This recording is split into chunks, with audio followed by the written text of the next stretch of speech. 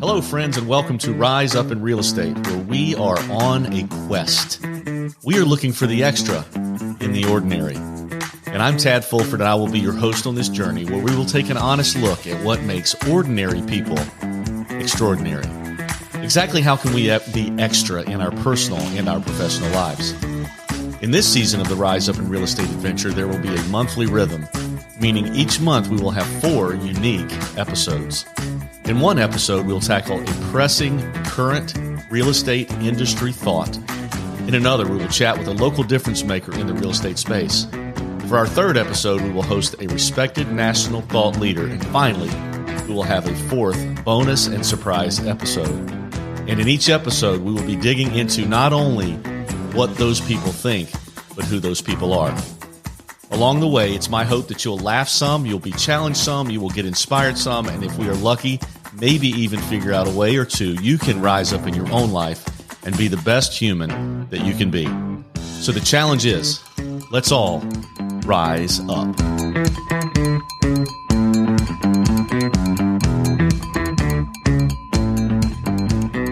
Hey, welcome back, Rise Up Nation. We're here for another edition of Rise Up in Real Estate. And today we have an ancillary service highlighted on the show. And I'm excited to bring my friend Matt Brady on. Matt has been around us not super long, but he's really inserted himself into our businesses, and has made a definite impact. So I wanted to get him on the show. I've been impressed, Matt, with your the way that you promote yourself, your marketing ability, and just your seeming handle on your industry. So I'm glad to have you on the show today. Thanks for bringing your knowledge to our guests. Introduce you, Matt Brady. Nice to see you, bud. Thank you. Appreciate the opportunity. You guys have a great thing going on over there at RE/MAX Southern Shores. So happy to take a part and provide any value I can to you guys. So yeah, I'm glad that you've already brought a ton, and I know you're doing that to a lot of companies around, and we're honored to be a part of that. And I think partnerships is what makes this business.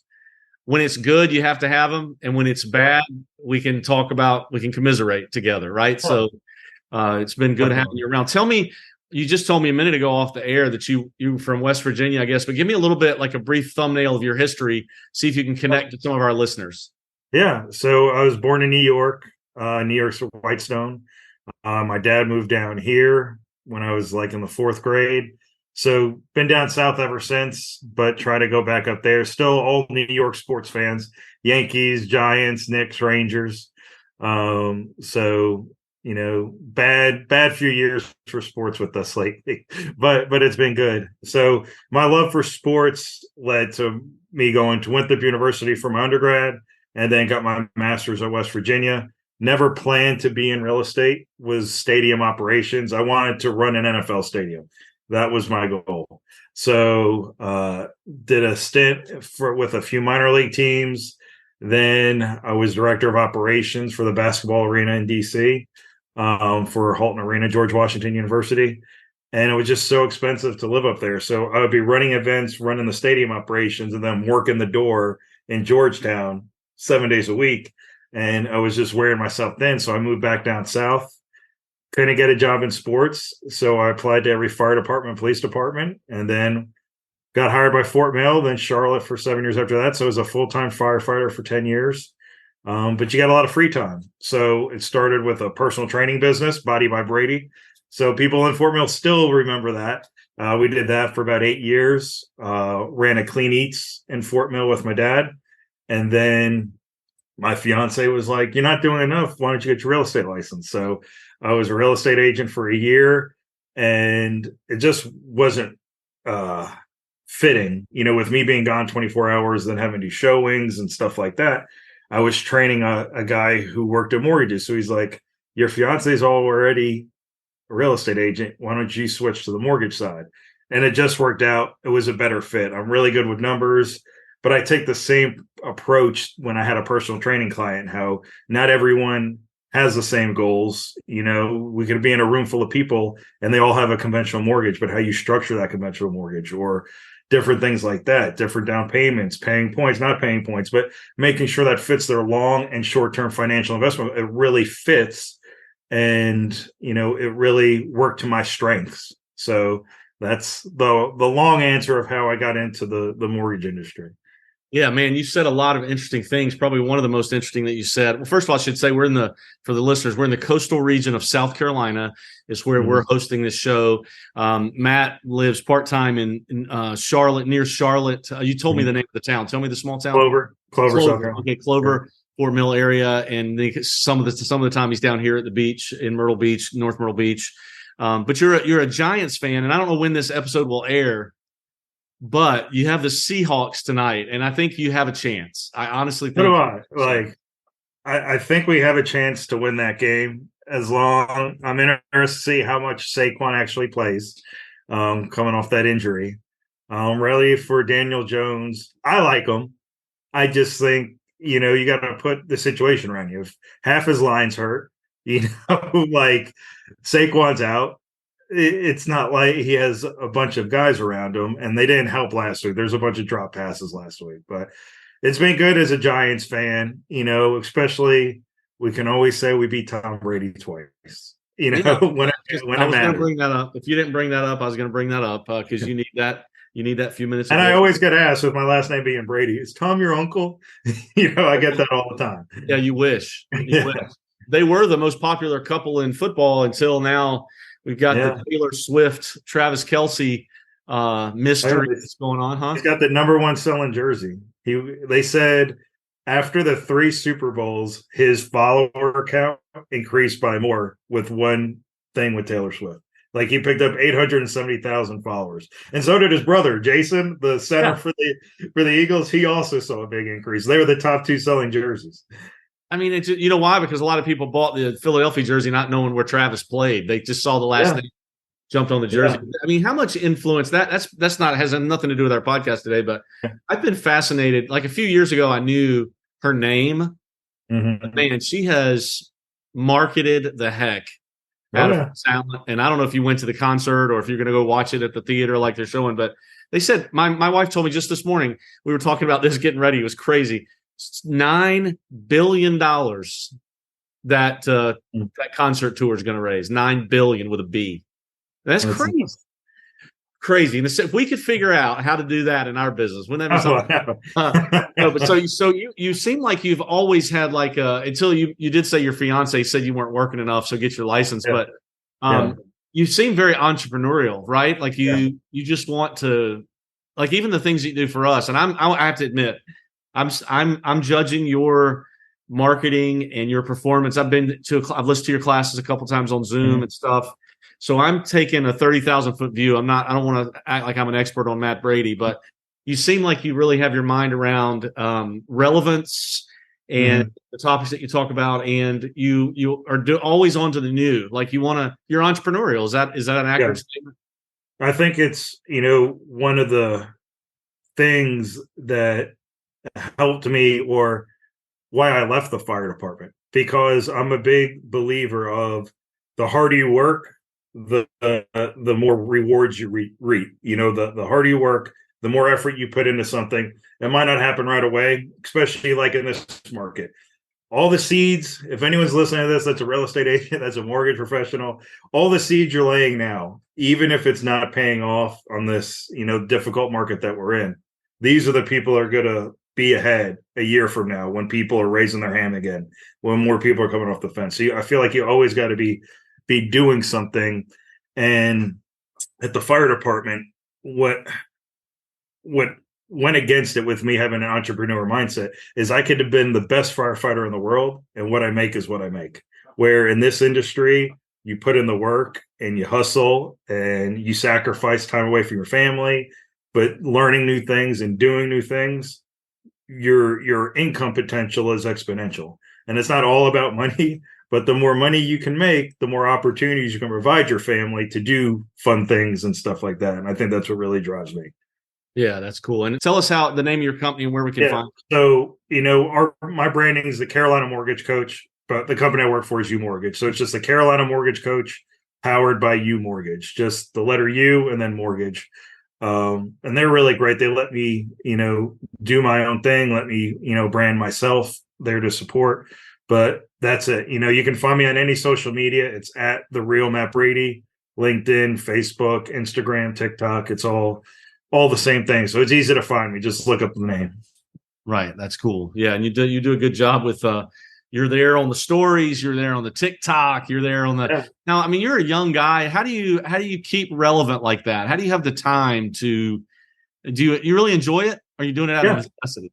Like you I do like doing it. I like educating people. I like helping others. So, I like doing collabs with other professionals and helping them, because a lot of people have a message to say. They just don't know how to say it, or they're not comfortable saying it on camera.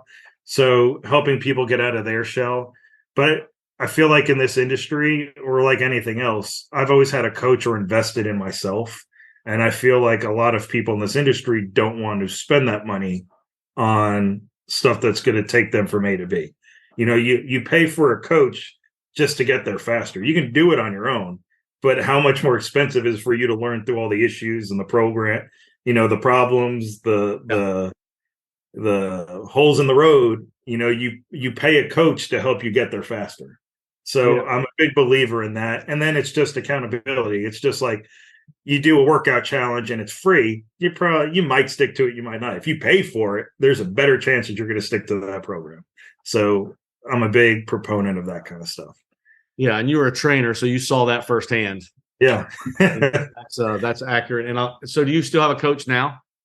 Yeah. So U Mortgage, we do internal coaching, but I actually just signed up with a new guy today named Coach Anthony out of Arizona. And he's kind of taken a unique approach to it and how he helps build you up. So I'm excited to see how that goes from here. You might have some new stuff for us pretty soon. Yeah. Is he in the mortgage space specifically, or just a general life coach, business coach? So he's in the mortgage industry, but he was like a professional skateboarder, professional, I think, snowboarder. Oh, wow. Went into mortgages, had to rebrand himself. He first got in 2008, and he was a subprime guy. He's like, then I had to refocus myself after that. Then he rebuilt it in 2018, flipped that. So he's all about growing alternate storms of alternative streams of income too. So not focusing slowly on real estate agents, not focusing solely on financial advisors or your own sphere, but how to, really do that. And the real thing I'm excited for, he's like, you got to get behind some kind of nonprofit. So it's like figuring what that is, that relates to your, because he's like, you got to have a deeper meaning. Everyone wants to help people, but you got to have that deeper meaning. So I'm interested to dive into that kind of stuff too. Yeah, that's cool. Because I would say, like, I've looked at a lot of, I know there's not as many mortgage brokers as there were a year ago. Like the loan originator population is dwindling, just like the real estate population is dwindling.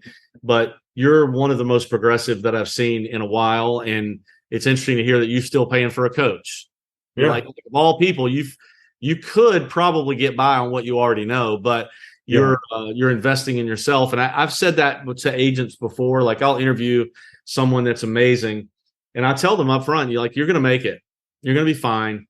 But here's what we can offer you. We can get you there quicker, more efficiently, if you follow these steps, and I think you said that's what coaching and accountability does. It just, why not learn from someone who's already made those mistakes? Well, I didn't like him until, I got older. It's kind of like Tom Brady, I'm about to talk about. But before, like, I grew up a Knicks fan. I hated Michael Jordan growing up. Like, I hated him being a Knicks fan because he wrecked my dreams every year. But then when you get older, you respect how good he was and what he did. And then you see like the documentary of him, and like it gives you a fresh look at it. So it's the same thing with Tom Brady. I listened to him talk on this podcast, and just hearing him talk, it made me go, I know we're going to talk about a book, it made me go buy his book just because I wanted to see the guy got better. The older he got, he physically looks better. His whole life is just improved. The older normally that doesn't happen. You don't get in better shape, and just his mindset. So if no one's listening to Obviously listen to this podcast, but another one that Tom Brady talked on was on the Patrick Bet-David one. Yeah. And he talks about how he was the fourth string quarterback in high school and worked his way up. He was the seventh string quarterback at Michigan and worked his way up. And at first he was always looking at what other people, like, why do I not get that opportunity? And he got a coach. And he was like, don't focus on that. Focus on your 2 reps. Be those 2 reps the best thing you can do. Treat it like the Super Bowl. So then he just started focusing on what he's doing. Don't focus on what the other people are doing. Like, I don't need to be focusing on what other loan originators are doing, why they're more successful than me, even though I feel like I'm a better loan officer. The same thing, real estate agents. I'm sure there's some real estate agents, you don't know why they're an agent, but they're killing it, but it's focus on the best that you can do. And when he asked him at the end, he's like, was your goal to be, have more rings than Belichick or more rings than Jordan? We're like, what was your driving force? And he's like, in all honesty, I never was about winning Super Bowls. It was when I look back, I was the best version of what I went out there and I think that's why so many guys improved under him, is because he made everyone else better. And I think that's what a coach can provide. And that's what I'm looking for, is these best guys have coaches. Should have a coach, Yeah. So that was when, I know you hated Michael Jordan. I can just imagine as a Knicks fan, because I was a Michael Jordan fan because I'm from North Carolina, and watching him when he really got good in his career, he did exactly what you're just talking about with Tom Brady. He learned how to make everybody around him much better. Yeah. Like I say it even now with LeBron, like when LeBron or Steph Curry, when they score the first 10 or 12 points of the game, they lose most of the time. When the rest of their team scores most of the points in the first quarter, then they win because you get everybody else in your group involved. Yeah. That's coaching. That's what Phil Jackson, if you watch that documentary about Jordan, you saw it. I mean, what's interesting to me though, Matt, and maybe we can do a whole nother episode on this, but have you read David Goggins' book, Can't Hurt Me, or have you listened to it? I just got it. I'm starting to read it. Yeah. No. I mean, if you listen to it, I just tell you, if you listen to it on Audible, don't do it with your kids in the car, because he is but all these people, it's interesting to me, like these people that we admire for their expertise in their area, the rest of their life's a wreck. Yeah. Normally. Like, the book Relentless by Tim Glover, I think is his name. He talks about these elite athletes and how they excel at so high a level in one area that they kind of neglect the rest of their life. So how do you balance? Because you travel a lot, and you got 4 kids. You got a young family, old family, medium family, you got a wife, and probably got pets. How do you do it? How do you balance it? Or are you just like, I'm gonna be the best LO and I don't care what else happens? I think it's what I've had to learn is between 9 to 5, I'm the best LO I can be. And then from 5 to 9, I'm the best dad I can be, but still there to answer phone calls. But yes, if you need me to do a pre-approval and you're putting an offer, yes, we're going to make that happen, because that's how we put food on the table. But being able to answer by text, saying, hey, I'm here. If it's an immediate question, I'm giving the kids a bath, we're feeding dinner, I can call you back in an hour, unless it's an emergency where you need me to. And most people will be truthful with you. No, it's not an emergency. I just had a question. Call me back in an hour. But I think communication, time blocking, and then having a significant other that supports you in what you're doing and understands what you're trying to accomplish, even if it makes life difficult, you shared your goals with them of what I'm trying to achieve. So she might not always like it that I leave and she's stuck here with 3 or 4 kids, but she understands what the end goal for both of us is with me accomplishing that. Right. That's good. Supportive partner. Yeah. That's good. And so your primary role, although I've seen you in a coaching role mostly because I don't list or sell real estate anymore, your primary goal is loan originator. Your primary job, is that right? Yeah. So I use the teaching as a way for people to get to know me in a one-on-one setting. And hopefully they see the value I can give. They see he's this detailed in just marketing and teaching this class. He's got to be that detailed dealing with my clients and contract and communication. So I teach as a way to get in front of it, because that's the fact, I can do a one-on-one coffee lunch. I got to do a bunch of those. But if I can teach a class of 20 people, I can get that one-on-one attention. And then the people that want to dive deeper, I'll book the one-on-ones after that. I can reach more people, especially trying to be in a new area like Myrtle Beach. I felt like that was the fastest way to get my name out there. Yeah. Yeah. Was put on classes, teach at CCAR, offer to teach classes. And as you've seen, I don't really teach about mortgage stuff. I teach about marketing stuff or chat GBT or different things like that.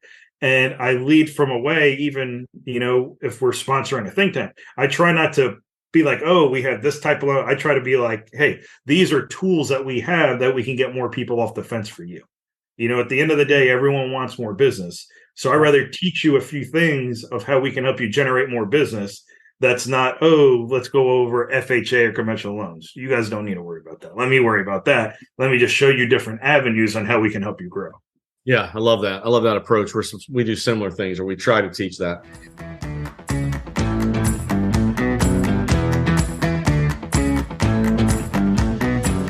If you live or own property along the coast of South Carolina, you probably need insurance.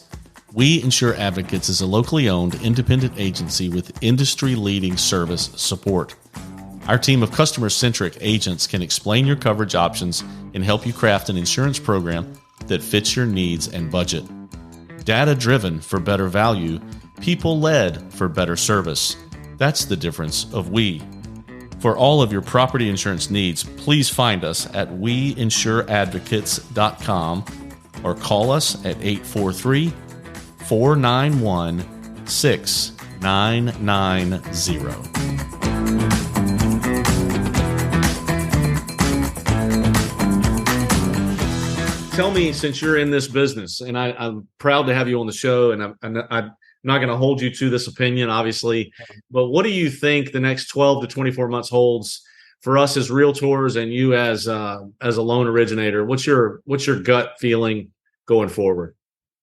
I think if it's going to be tough, it's going to be hard. It's definitely going to separate the people that are making this a career versus people that just think it's easy money or thought it was easy money. I think it comes down to the conversations that you have and how are you educating buyers and sellers, and do you have a partner, even if it's not me, that can help get people off the fence by showing numbers and math, because that doesn't have emotion. Buying a house, but when you look at the actual data, do you have someone that can help make those conversations? Like, people don't want to buy because of high interest rates. Well, I hate to tell you, but when the rates come down, the prices are just going to go up because there's going to be more competition. So, you're going to go over ask, you're going to have those scenarios. Can you show people cost of waiting? Or if people are sitting on the fence, they have a 3% interest rate, they feel stuck in their 3% interest rate. Do they have all this equity built up? What if we cleared out all your other debt? So yeah, your mortgage goes up, but your net cash flow increases because you don't have those debts. Are you having those conversations? So you got to be educating yourself to have those conversations with buyers, or working with a loan professional or someone that can talk about kitty condos. You have Coastal Carolina right by you. What are some ways you can get messaging out there that's not the standard messaging that people hear, that can generate investment opportunities and stuff like that for people? In terms of interest rates, I think it will help going into an election year. I think there are signs showing that inflation's coming down. There are some lagging indicators. I do think the Fed is going to be super cautious, even though we're seeing some of it come down. I would hope interest rates are in the low sixes in 2024, maybe the high fives. But I think it's too tough to say right now because the Fed can just do whatever they want to do. We all expected when we started replacing numbers, I think in March and whatever, that inflation should start coming down. And that didn't equate to interest rates coming down, which is not what most industry professionals thought. So I think it's still going to be tough, but it comes down, it's even more important the conversations you're having with buyers and sellers. How educated are you on that? And are you able to talk about that in a relatable way to find avenues for those people? Because people are still going to buy real estate. It's just, are you going to be the one selling their real estate or helping them buy the real estate? Because someone's going to do it. So we've got to have those conversations. Yeah, I liked what you said before we got on the call today. Like you said, something to the effect of you want to continue to have the conversations. So when someone's ready, they pick you. Yeah. We called it, you're laying your seeds right now for your garden. 6 or 12 months from now, um, these are the interactions that you're having that are going to pay off later. So you need to be having all these conversations now. And do you have a system? Are you utilizing everything that your brokerage provides you to do those tools? I'm sure you offer a lot of tools. And then if you look up how many people are using the tools that you give, Right. are they missing the boat on some opportunities because they're not utilizing everything provided to them? Right. Yeah. And I think I like that you're just honest about you. I think that agents sometimes want to fluff it up. Yeah. To make it seem like it's going to be fine. Don't worry. It used to be 7, now it's only 6, but I like that you just said, it is what it is. People are going to buy and sell. We just got to work hard to find those people. And then when the tide turns, be just as ready, because there'll be less of us in the business. Yeah. And I like that. So that's good. And I appreciate too, just pair up with somebody, find an expert. Don't try to be that expert. Because you can break bad news to people a lot easier than we can in our role. So for you to say, hey, this is what it is, then it's kind of has some clout. Tell me, Matt, if I had to, if somebody were to ask me, what's Matt known for? What's his superpower? What does he bring to the table that makes him unique? What would you say? I know that's awkward talking about yourself, but what's your superpower? I think educating people and making it to where people understand. Perfect example. I was working, with someone to get them pre-approved. He's a pilot, so variable income. He's in the reserves, so there's more variable income because he also has flight time. Moving across country, everything like that. So it was taking, a day or two to get documents in, and you get a little, and I'm like, well, I need more to show all this. Like, we got pay stubs, and he had variable hours. So I'm like, we need your work number. But then he'd only been there for a certain amount of time. So I'm like, we need your past W-2s and doing all this stuff. And he's like, well, I applied with my bank and got pre-approved in 30 minutes. And I'm like, did you give him any docs? No. And I'm like, all right, you're a pilot, right? You have your pre-flight checklist. Would you just go flying in the air without doing your pre-flight checklist? No. So that's what I am doing. So that get this up front. So when you do find the house, we can close sooner. There's going to be no headaches. Everyone's going to be able to communicate, and we can help you win a deal because we can close faster because everything's done up front. The bank's just waiting to do that, and that's where issues happen and stuff like that happens. So being able to relate it that way, or we use video a lot. We give everyone their own personal website for home buying options. I always tell people, your loan officer should be able to tell you 3 things. Why is this the right loan option for me? Why are they having you go FHA? Why are they having you go bank statement? Why are they having you go conventional? Answer those questions for you. How do you ensure you get the most competitive rate possible? Everyone thinks the low interest rate's the best. They don't realize a lot of times the lowest interest rate has the highest cost. And then how are you going to communicate with me after closing and turn me from home buyer to successful homeowner? And those are that's where we really shine too, with annual asset reviews, home equity analysis every month. So we try to really educate people. And I think that's our thing, is we are really good at turning home buyers into homeowners successfully, rather than just rushing them through the process and making it stressful. So you don't, when they're closed, you don't just move on like agents might do. Yeah, we do. That's a number one question when I sit with a real estate agent. I'm like, well, what do you do post closing? You spend so much time generating this relationship just to do it over again. When, how are you building that more value out of that one client? So we do 1 week check-in, 1 month check-in, quarterly check-ins, birthday cards with scratch offs in it. We do annual asset reviews. So we stay in contact, and that's how we generate more leads for our real estate partners, because we're an extension of them. So we're always asking for the referral, or, oh, how is your closing with, Susie? Oh, she was the amazing realtor. I'm like, wouldn't you want someone else that you love to have that same experience? So who do you know right now that's thinking of buying or selling, even if they're not local to us, that should have a conversation, because that's at least a referral for that agent that they can then find them someone. So that's what we try to do. That's good. What's the most anybody's ever won on one of your scratch offs that you know of? Have you heard? I think $20. That's better than a shark stick in the eyes, Mike. Yeah. It'd be funny if somebody wins a big one. They're not probably not going to tell you. They wouldn't tell you.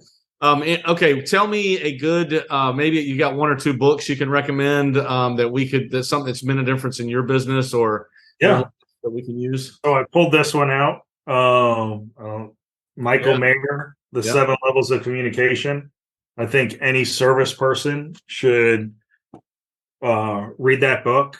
Renee Rodriguez, Amplify Your Influence, is really good. So those are, I don't, and then What was Tom Brady's book? his book is the TB12 method. So I'm just starting that one. And then which one? There's one more I was thinking about. Any kind of leadership, anything from Jocko is good. Extreme Ownership with Jocko. I think the biggest thing I've read from his books is too many times leaders say why their team's bad, but they don't look at themselves, and it's your actions or why you're not setting the right standards, you're not teaching the right way.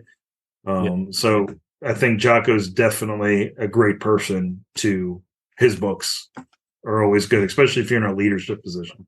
Yeah. Did you say your wife is a real estate agent? Mm-hmm. She use you for her loans, or did she choose somebody she likes better, or what? So she tries, but she does probably 9 out of 10 listing, like 9 out of 10 of her buyers are listings. So we do a few deals every year together, but it's not like people are always like, oh, you must work all the time. Like, not really. She does mostly listings and mostly stuff in her neighborhood. So nice. She's still doing good. So I think she just finished top 5 in listings in Clover this year. So she's doing good. That's awesome. That's good. That's an interesting thing. I mean, I'm glad she's doing listing. It probably makes it easier for the dinner conversations. Don't always have to be about, yeah. Did you get the Smiths their stuff? Yeah. That's great. Oh yeah.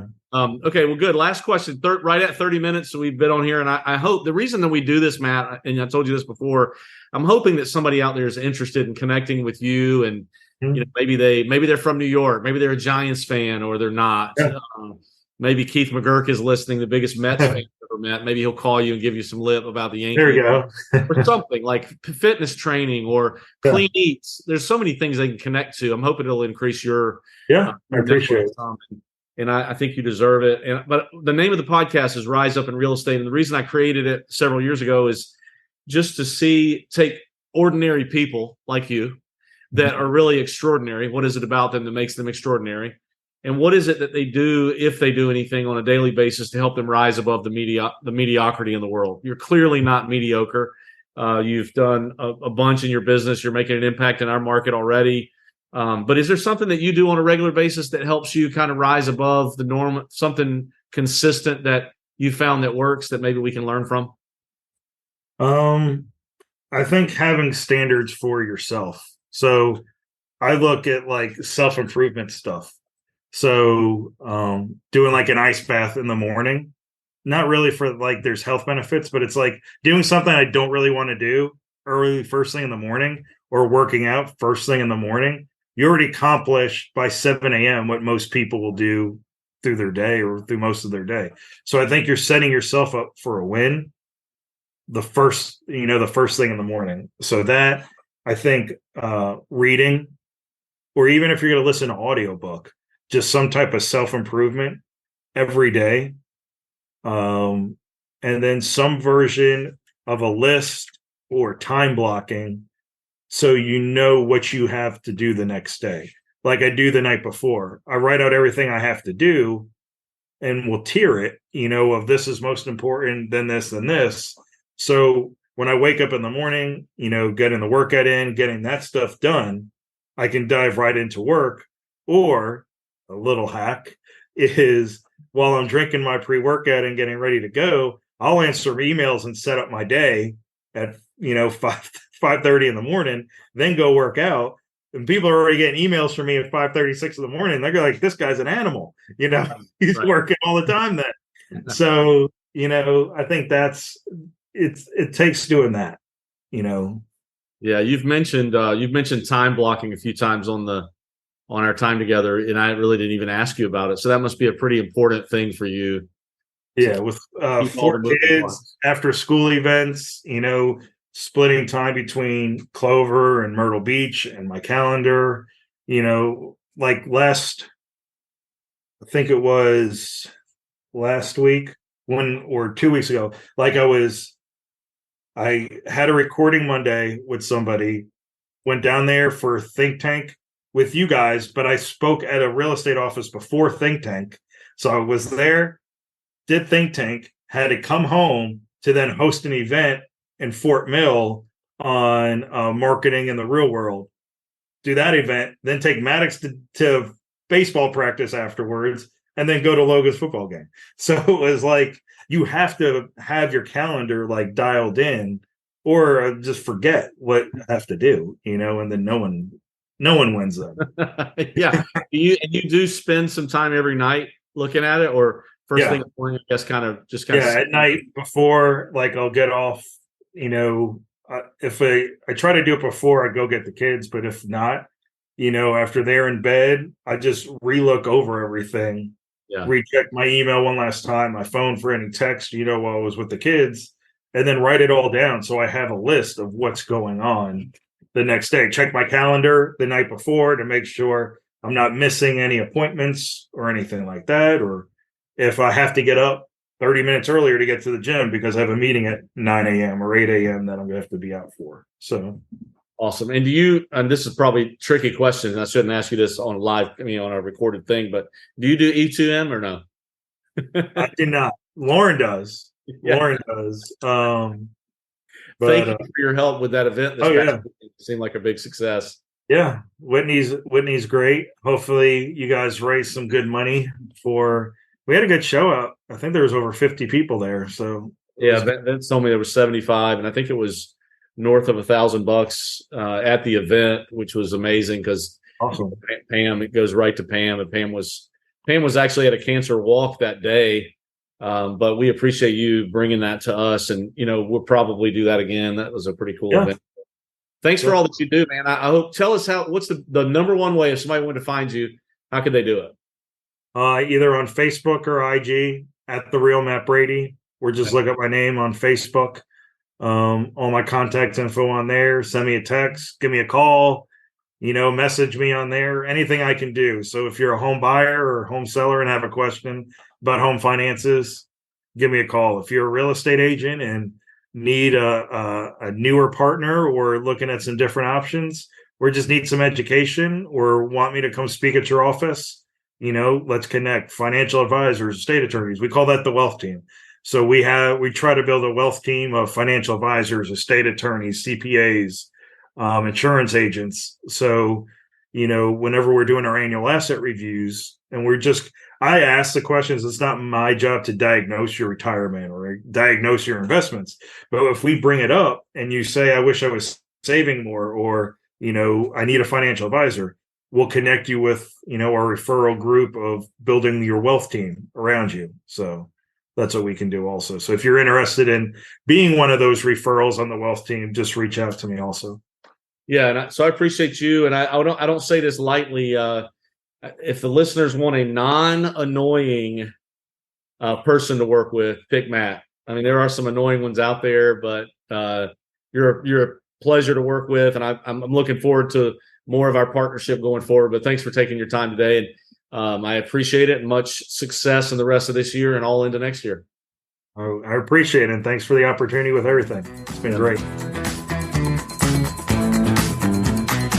Well, hey, that's a wrap, folks. Thank you so much for listening to Rise Up in Real Estate. If you liked hanging out with us today, please find us on Facebook, Instagram, and YouTube at Rise Up in Real Estate. Also, follow us right now on your favorite podcast host to hear more episodes. We really appreciate you spending some of your time with us. And until next time, let's do each other a favor and all help each other rise up.